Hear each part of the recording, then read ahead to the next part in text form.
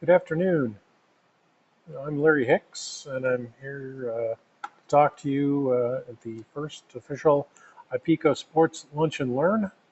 We're going to talk about the dashboard application and the integrated test tag, give you an overview of both of those products.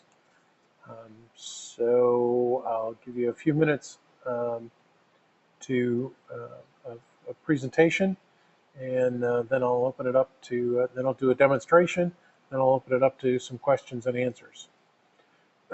So the first, um, let me start by showing you the dashboard. This is the new dashboard and how it starts when it first opens up. Uh, you've got the space for the IP address here. Um, and unique tag counter over here. Down below it, you can reset the tag counter just by clicking the button. You can connect. Um, it shows you the computer time, and then when it's connected, it will show you the reader time. And you can set the time to match the computer and the reader time so that they're together. A little display here that shows you whether you're connected to a reader, and some menus that vary depending on the type of the reader that you're connected to.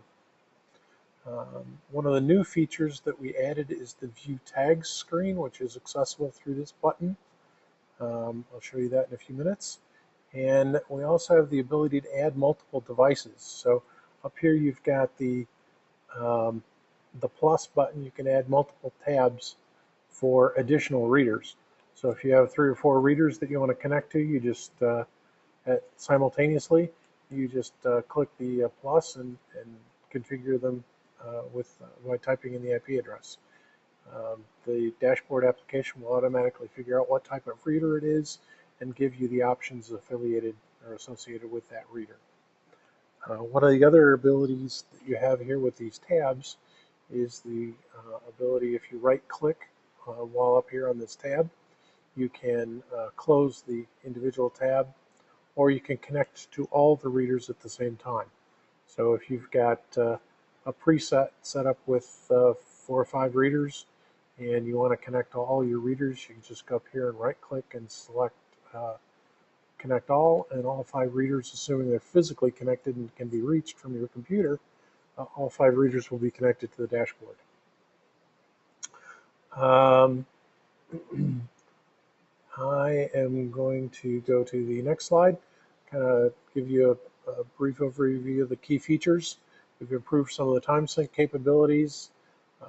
We've improved the connection reliability. We've added multiple reader support, as I just mentioned. The unique tag counter now has the ability to be reset from the screen. Tag reads are now streamed into a database instead of to a cache file. So that gives us the ability to do some other things with it, and they're viewed in a searchable and somewhat readable tabular type format. Tag data can be filtered and sorted and then exported back out to a standard log file so that you can actually filter it and sort it and then create the standard log file that you can then import back into your scoring software. There's also, for the Elite Reader, there's transmitter tuning monitoring, and then we have reader names on tabs. The names on those tabs can be edited so that they can be meaningful to you, again, by right-clicking that tab. And then we've also used extensively tooltips, which are those things that when you hover your mouse over an icon or a button, it will tell you a little bit about what that button does. So that gives you a little bit of self-documentation capability. So at this time, I will go into the demonstration portion of it on the dashboard application itself. So hang on just a minute, and I'll get set up to do that. In the meantime, I'm going to turn off my my camera, my webcam, so that you don't need to see me. Thanks.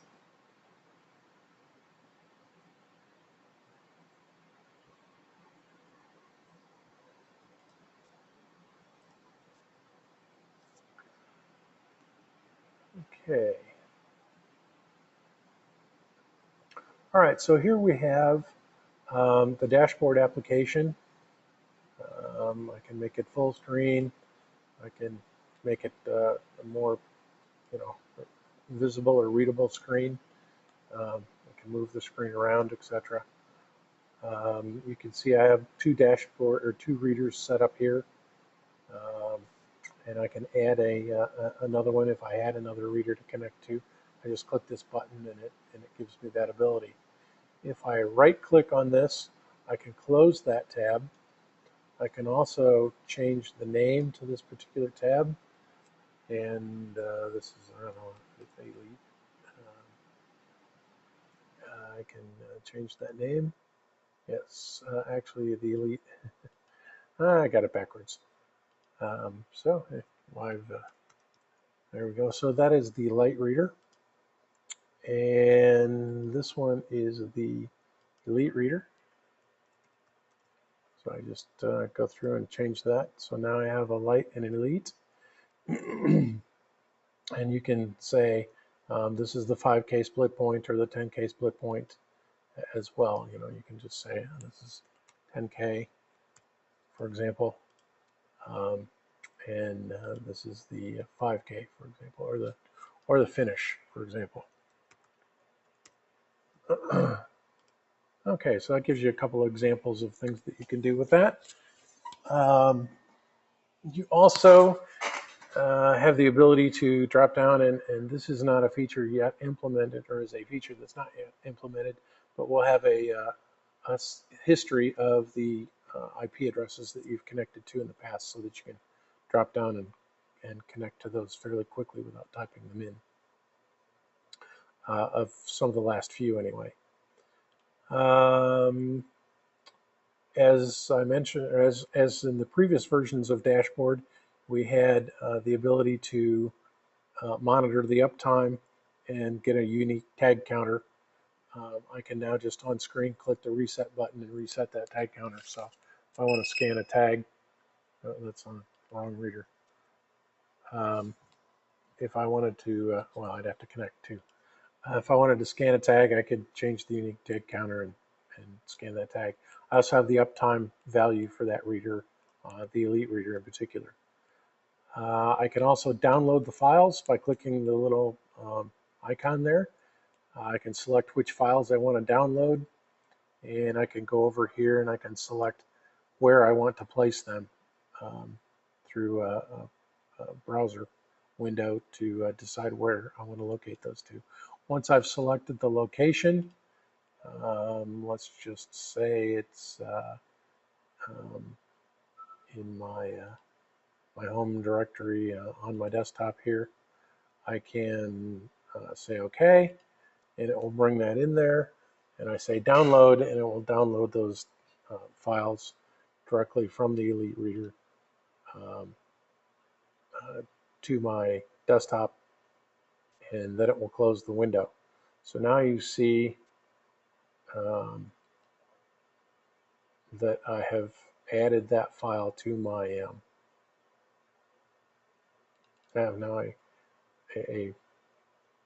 I've added those files to my desktop. Okay, so some of the other things that you can do with this, and I'll just go ahead and connect to these. By the way, if you have multiples of these, you may have noticed when I pull this down that you can connect to all of them. So I can either click the connect button, or I can click connect to all if I'm connected to all of them. So I can connect and disconnect from each individual reader, this being the light reader, as I wish. And as before, one of the key functions is the ability to set the time. One of the things that we're going to improve is that the reader time only reports every 30 seconds. So when I set the time, it'll take about 30 seconds for the reader time to update. so that it will, for that 30-second period, it will be off. And now you see it's fairly close. You'll also see down here that I'm connected. The transmitter status A and B is good. So I'm good to go there. You'll also notice that I can clear the reader history from a selection here. I can update the Delta image, which actually just downloads the Delta image to the reader. I can load a particular patch, and I can upload a GPRS certificate for use with our TimeLink VPN product. Likewise, I can view tags, which is the same as this icon over here. And I can save the tags as. So I can save my data as a particular type of file as well. I'm going to draw this down and select it. And you can see there that I can save the log files or the data file as a particular file name. And in this last one, I can roll up the window so that it's up and out of the way. I still see what the status is. And then I can also select that same little icon and roll it down again so I can make some adjustments. So that's the Elite Reader.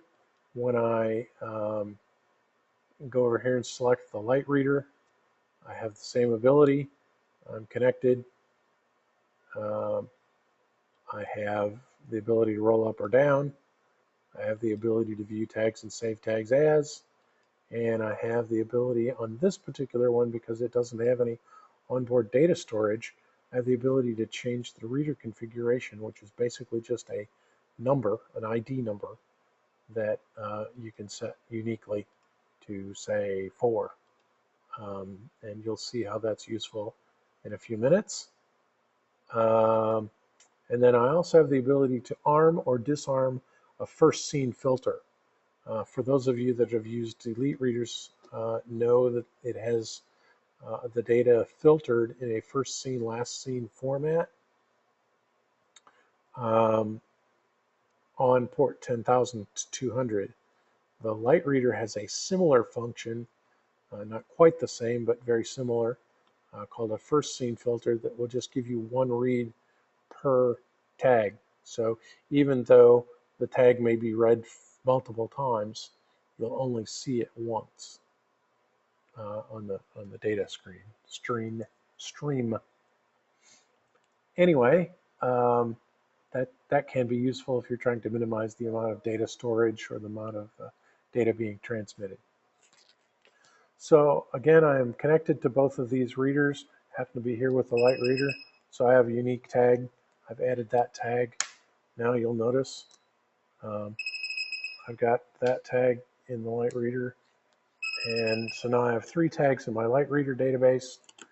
And I'll go down here to my Elite Reader, and I will add some tags to that as well. There's 1.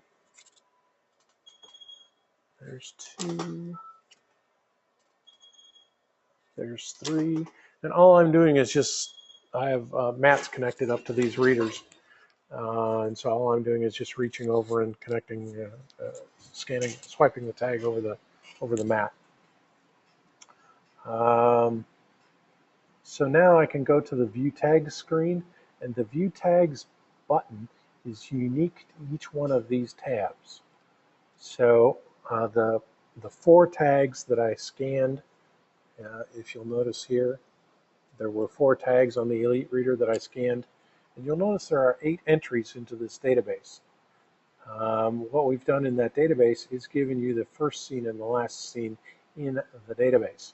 So all the tag reads are scanned into the dashboard database, and you get the first scene and the last scene times for both of those. I can now go search for a particular decoder ID. Now, this happens to be an Elite Reader, so the decoder ID is fixed. I'm connected to decoder ID number 1, but this tag ID is just a sequential numbering. 1 through X, whatever the number is. I can also search for the text in the tag UID. So if I want to look for anything that has, let's say 95B in it, I can search for that just by typing 95B into that box and selecting apply, and it will filter out all the tags that end in 95B. So now there are just 2 of those tags, the first seen and the last seen entry of that one tag. I can also clear this by clearing that and clicking apply, and it should give me, oh, if I update, nope.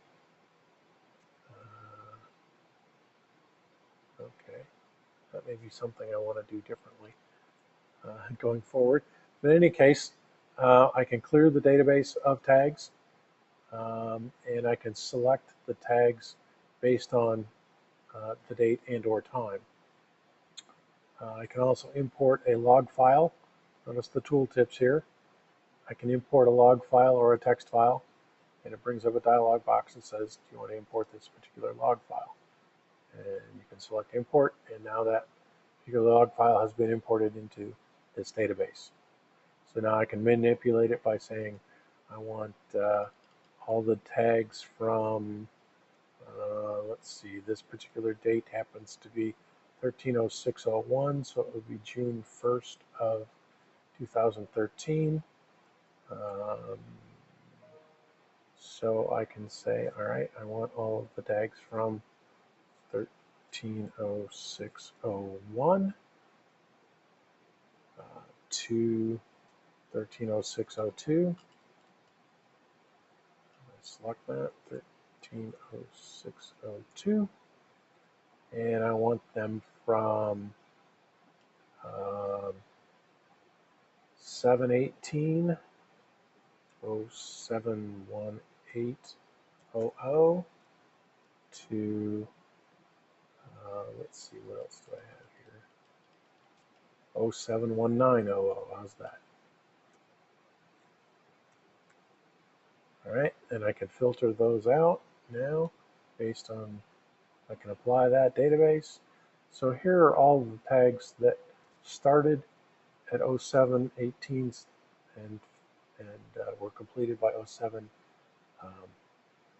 before 07/19. What you can see here is that there's a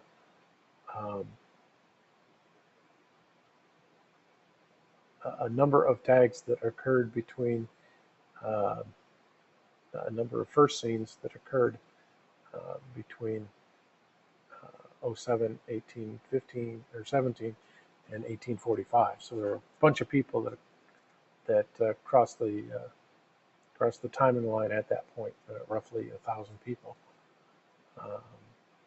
So 500, sorry. That would have, because it's half, because it's a first scene, last scene during that period of time. So that must have been a start time.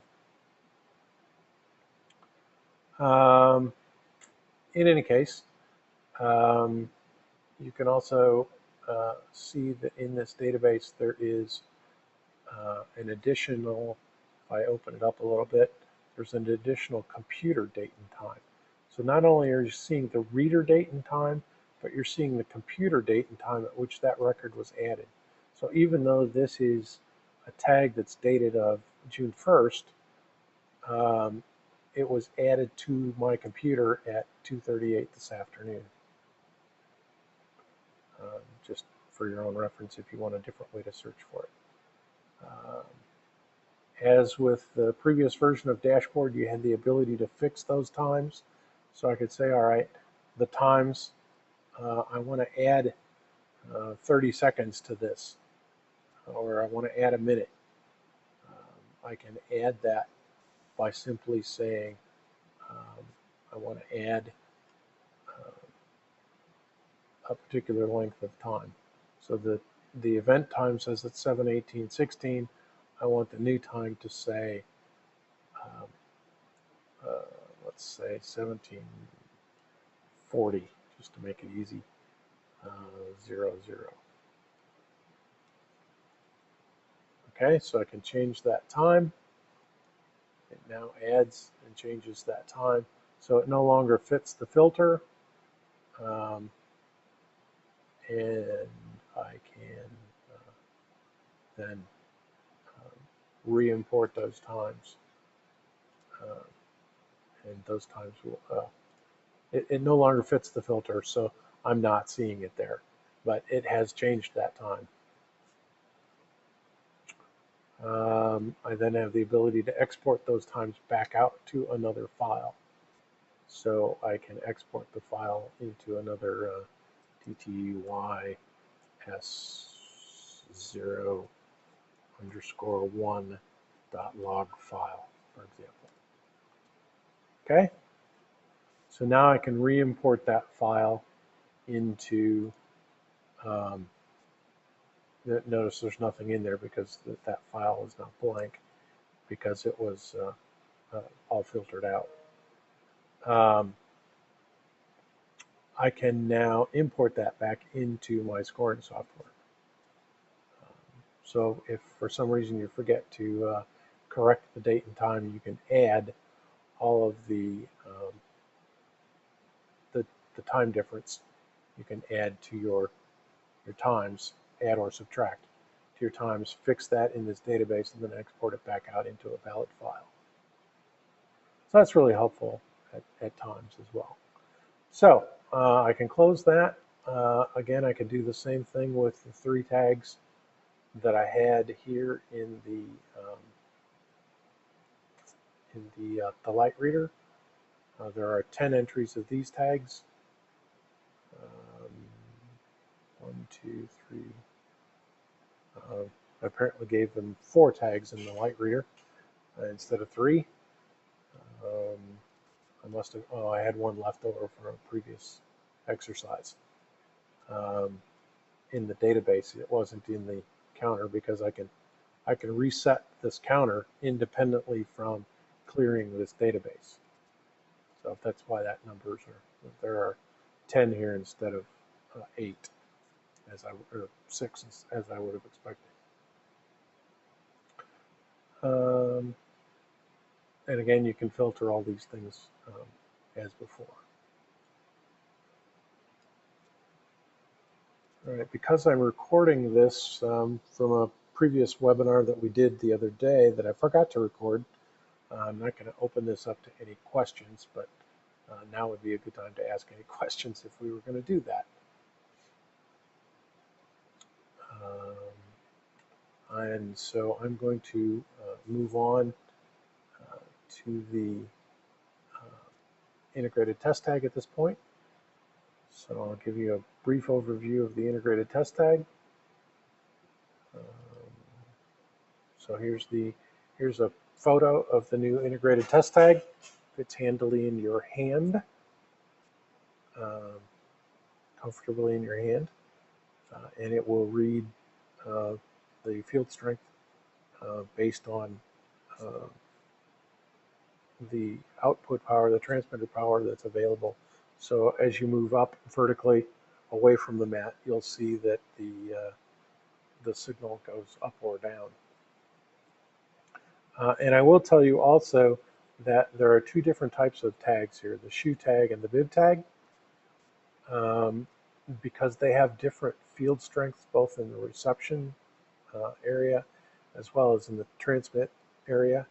So when the tag's transmitting data, it has a different amount of strength than does the shoe tag based on the size of the antenna, the relative antenna. The bib tag has a much larger antenna than does the shoe tag. So to power up a bib tag takes less transmitter power than it to power up a shoe tag. So a shoe tag will have to be closer to the mat than a bib tag will have to be. And you can see that here by the green arrow that says, okay, a bib tag, which is the green one over here, should have at least 1 light lit, 1 or more lights lit to read correctly. So that distance from the mat should be roughly chest high or so, that you should have at least 1 light lit at that point. Likewise, on a shoe tag, you're going to have 8 lights lit at that point, and that should be roughly at knee high or so. Um, and that shoe tag, then if you hold this button down, a shoe tag will both be energized by having enough energy into the 8th, 9th, or 10th LED lit, and by being having an output transmitter power.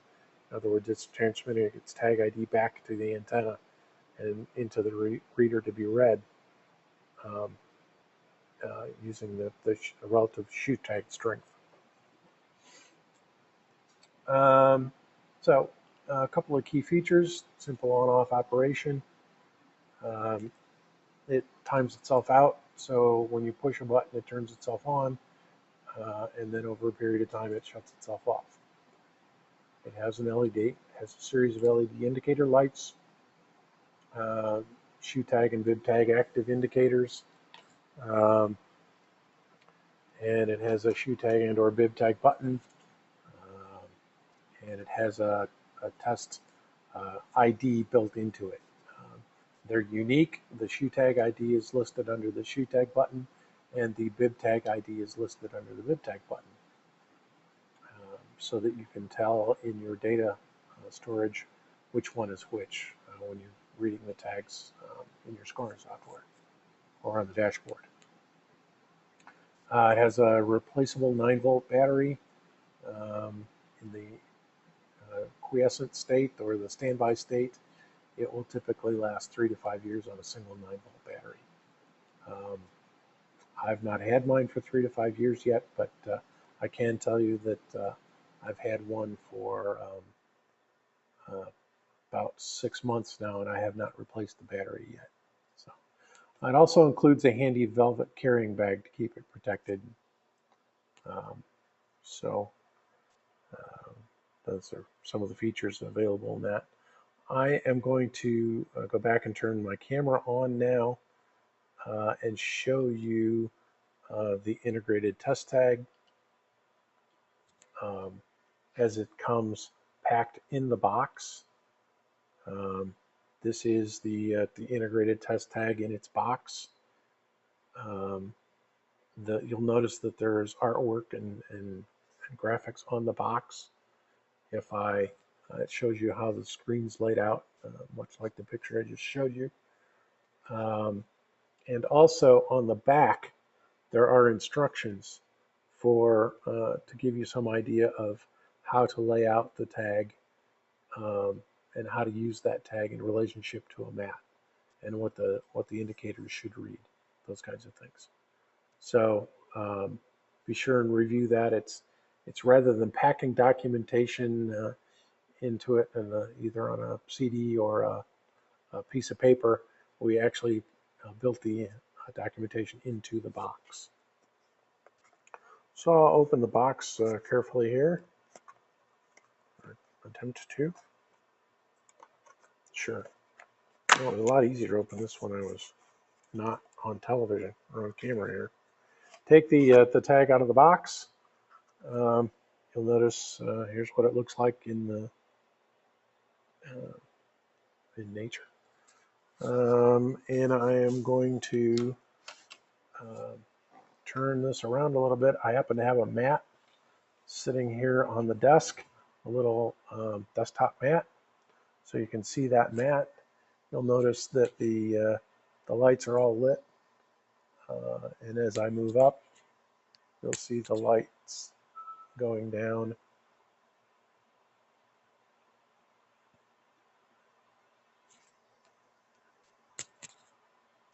Okay, can you see that? As I move farther from the mat, the transmit signal goes down. Okay, so if I give it a shoe tag ID, you can hear that, right? I'm close to a shoe tag here. This isn't going to be typical because it's not an optimized mat. This is just a test mat that we work with. So you can see a bib tag. It works at this height.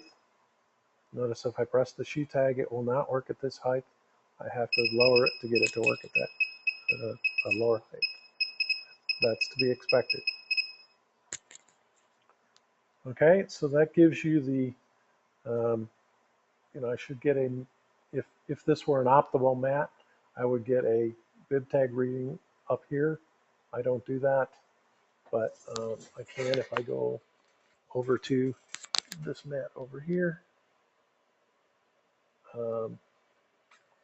It will give me a, yeah, you can't hear it from there, but I have an Elite reader behind me that we could read it with as well. So anyway, that's how you use the integrated test tag. All right, moving right along. I'm going to turn off my camera here, and we can go back to our presentation.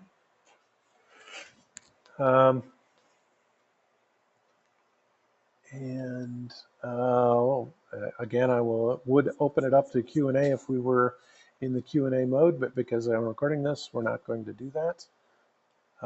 But I will tell you, thank you all for participating and listening. Future webinars will be recorded. And our next webinar is August 20th. Again, this is going to be at 12 p.m. Central Time.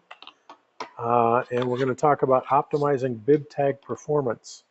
I know a number of you are considering using bib tags in either your cross country or other running events.